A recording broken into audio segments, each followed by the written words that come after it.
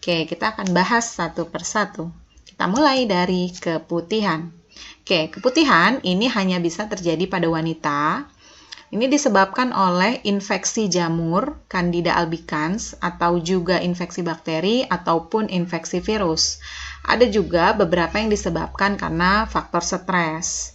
Nah, cirinya ini terdapatnya cairan putih kekuningan yang baunya tidak sedap dan menyebabkan gatal. Tuh ya. Jadi kalau keputihannya sudah sampai berbau tidak sedap, menyebabkan gatal, berarti memang ini ada indikasi terinfeksi oleh jamur, bakteri, ataupun virus.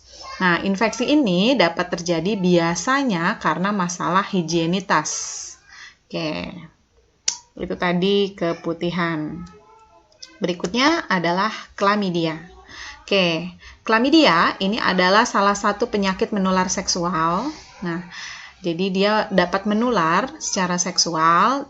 Nah, ini bisa terjadi pada pria maupun wanita. Gejalanya berupa rasa terbakar saat buang air kecil. Ya, jadi terasa panas gitu ya saat buang air kecil. Kemudian sakit perut di area bagian bawah. Kemudian juga keluarnya cairan kuning atau hijau melalui alat kelamin. Tuh. Nah, ini disebabkan oleh infeksi bakteri Chlamydia trachomatis. Oke. Selanjutnya adalah gonore. Ini juga salah satu penyakit menular seksual.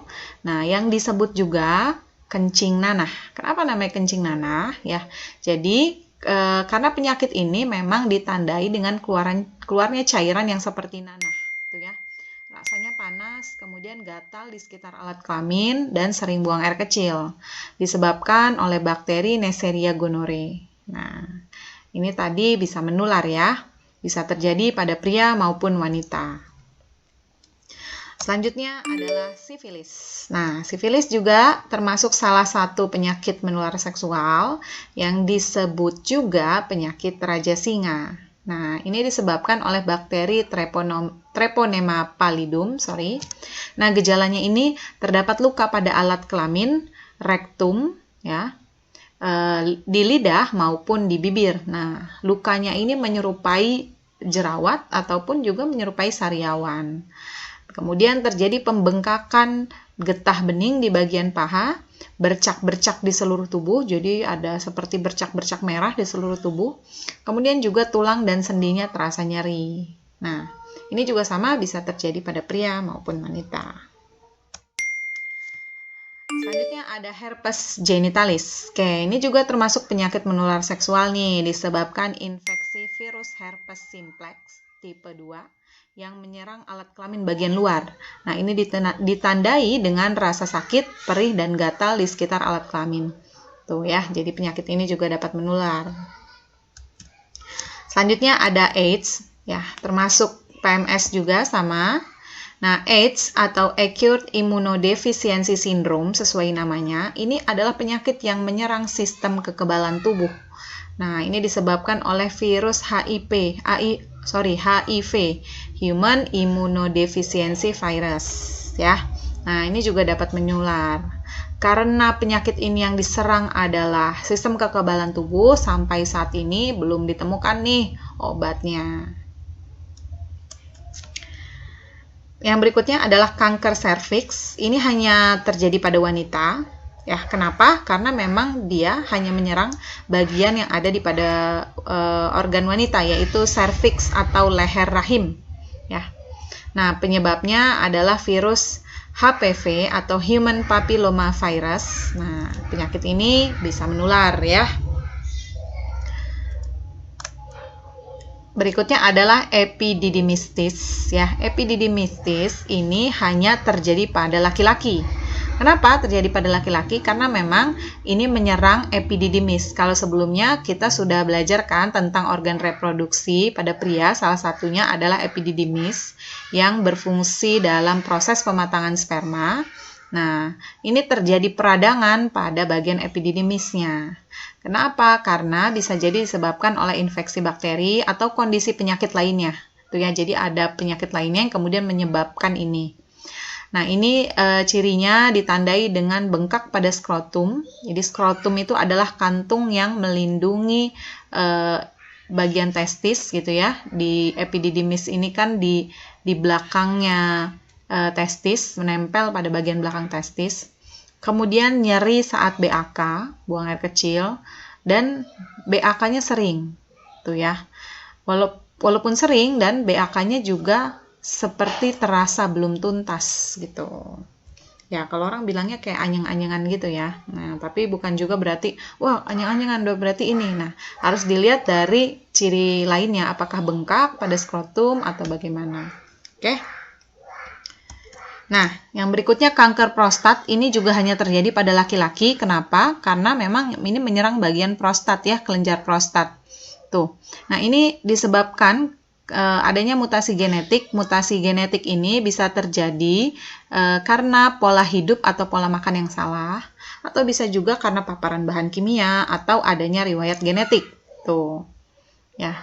Gejalanya ini berupa peradangan pada kelenjar prostat dan gangguan buang air kecil. Nah, tahukah teman-teman, kanker prostat ini adalah kanker yang paling banyak diderita pria. Oke. Nah, itu tadi 9 penyakit pada sistem reproduksi. Kalau didengar-dengar ya, memang sedikit agak serem ya, karena ya itu menyerang organ reproduksi. Nah, bagaimana menjaga kesehatan sistem reproduksi supaya terhindar dari penyakit-penyakit itu? Yang pertama adalah menjalankan pola hidup yang sesuai dengan agama dan etika moral. Tahukah teman-teman ya, di antara penyakit-penyakit menular seksual yang tadi ada gonore, sifilis, AIDS gitu ya, herpes genitalis, nah chlamydia, itu penyakit-penyakit itu sejak beberapa tahun yang lalu. Nah, ini trennya banyak diderita oleh pasangan-pasangan penyuka sesama jenis ya. Jadi LSL gitu ya. Lelaki suka lelaki, gay dan lesbian itu banyak menderita penyakit menular seksual. Nah, jadi memang kita perlu menjalankan pola hidup yang sesuai dengan agama dan etika moral. Tuh ya. Ada juga yang diderita oleh mereka yang melakukan hubungan seksual yang tidak semestinya, tuh ya. Kemudian menjaga pola makan yang baik. Nah, ini juga salah satu dari upaya menjaga kesehatan, tuh ya, dari sistem reproduksi. Karena tadi salah satu penyebab, misalnya penyebab kanker itu salah satunya adalah dari pola makan yang salah. Tuh, jadi kita harus memastikan makanan yang kita asup selain halal juga thayyib, baik untuk kesehatan kita. Nah, yang berikutnya adalah hindari penggunaan celana yang ketat atau bahan yang bersifat panas. Nah, ini terutama ya pada laki-laki, penggunaan celana yang ketat ini bisa mengurangi tingkat kesuburan. Jadi, gunakan celana yang celana katun yang bahannya menyerap keringat kamu, tuh ya. Jadi jangan pakai celana-celana yang ketat.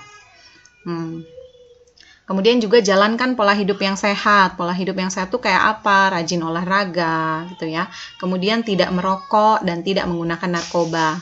Karena ada beberapa penyakit menular seksual ini ditularkan justru melalui jarum suntik. Nah, jarum suntik ini biasanya digunakan oleh para pengguna narkoba, tuh ya, karena mereka saking solidnya tuh menggunakan jarum suntik yang sama, jadi berpindah-pindah akhirnya menularlah itu penyakitnya. Nah, yang berikutnya adalah menjaga kebersihan daerah alat reproduksi ya. Jadi kalau habis BAK, habis BAB ya basuh itu dengan baik, dengan air yang mengalir, dengan air yang bersih tuh. Oke, teman-teman. Itu adalah upaya menjaga kesehatan sistem reproduksi. Jadi sekali lagi ya, kita mohon kepada Allah ya, semoga Allah menjaga kita dari pikiran-pikiran buruk ya, dari hal-hal yang bersifat tidak baik. Oke.